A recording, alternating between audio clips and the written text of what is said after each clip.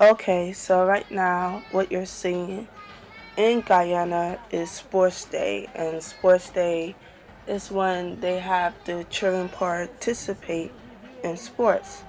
So the sports that they participate in is track and relay.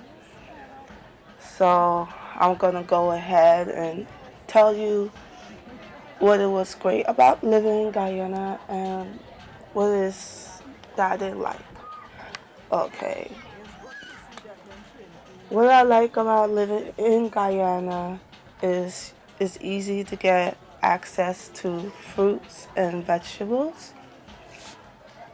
It's very relaxing, very laid back.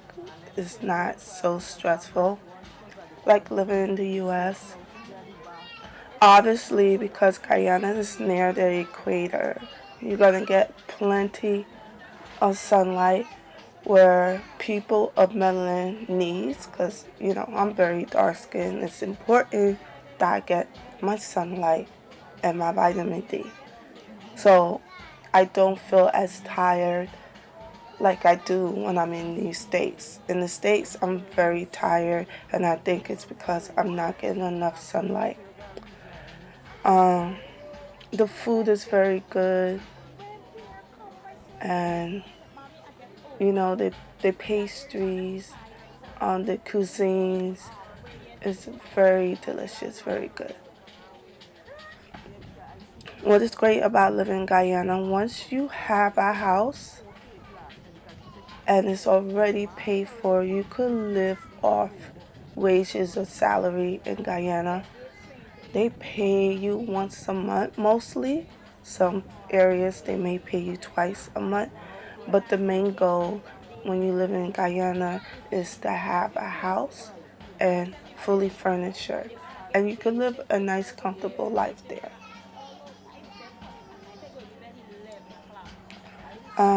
The culture, they value pride in appearance, and they value Christianity, and they value education. And each school take pride of their students if they perform well when they take in their exam, and I think they call it CXC. And each child who do get the top scores will they face will be featured in the newspaper. And the final best thing I like about being in Guyana, being around my family, I have cousins who's like my fourth cousin, third cousin, second cousins. I have like cousins and in the distance, so it's nice.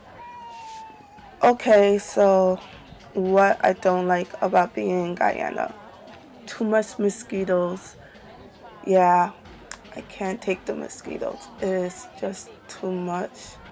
And I just want people to know that if you spend about 3 months in a country that has a lot of mosquitoes, your body will get used to it. The less repellent you use, the more your body will get used to the mosquitoes. But it would take about 3 months.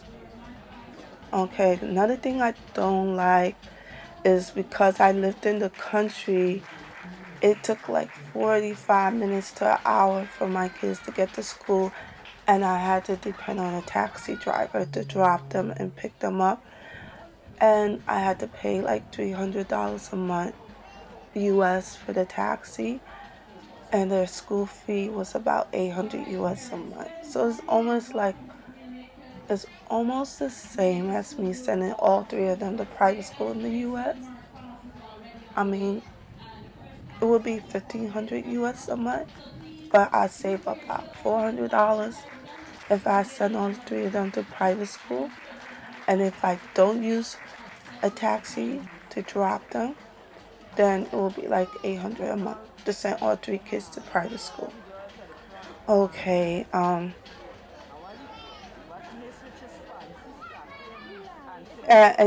it bothered me because I want to see the teacher when I pick them up or drop them just to see how they doing in school.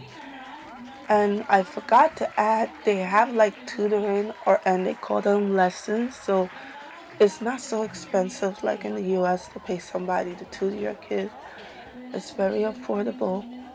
and your kids could stay after school for an hour to catch up on their lessons for that day. So that's really nice. Um, what else I didn't like about being there? Because I didn't know the place, I had to depend on people to go places, and a lot of people there are very poor.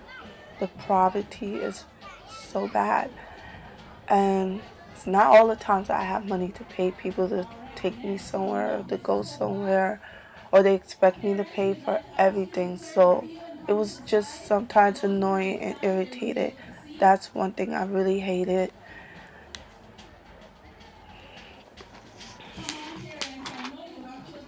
Because they know you're coming from the US and they think you're rich and they think you have money, and I don't.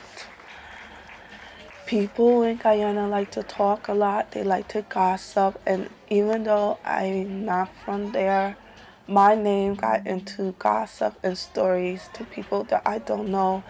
And my mother is believing into the nonsense of these people who tell them these stories. you know, it's just ridiculous.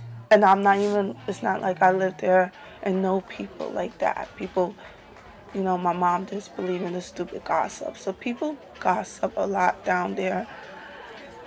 And what is bad about living there, you cannot store your food because it gets spoiled. Even just put it in the refrigerator because it is so hot.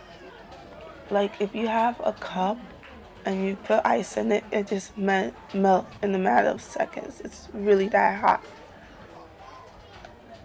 What I didn't like about being down there, because it's a tropical climate, the domestic chores is a lot and overwhelming. You cannot have food anywhere except in the kitchen where you eat because you have running ants, you have insects, they be all over your house. So you have to eat at one spot or you're going to end up getting bugs everywhere in your home. And I had to hand wash my clothes because the washing machine wasn't working unless I filled up the the washing machine with water. And my parents, they get the water from the well and the rain outside. So for some reason, the clothes does not wash that good like it does in the US. And they fade a lot. So I try to use like Tide detergent and it gets a lot of lint, and I don't know why. I think it has to do with the water. But I do believe the water is more natural and healthier, but it's not filtered, so the washing, your clothes don't come out that good when you wash it. And since I lived there, I did not know that I was going to have I broke up in hives because of the heat. Like I didn't know I had a allergic reaction to the heat. So I broke up in hives all over my body. It was really bad. And then another thing I didn't like is I wasn't able to have access to buy certain things like band-aids, and yeah, they sell those stuff, but it's just hard to get access to the supposed things like sponge to wash your dishes or band-aids, things like little items. I have to go on the bus and travel, you know. Um, I guess, that pretty much sums up um, the pros and the cons of living in Guyana.